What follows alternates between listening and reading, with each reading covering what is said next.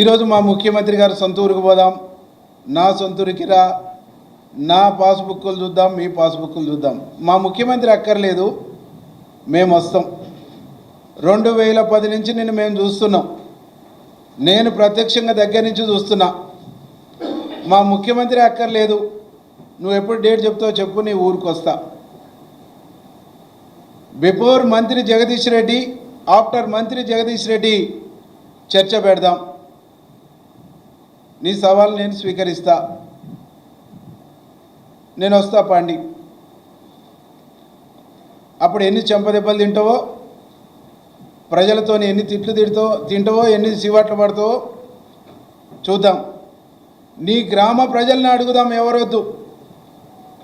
Before ఎట్లున్నావు, ఈరోజు ఎట్లున్నావు.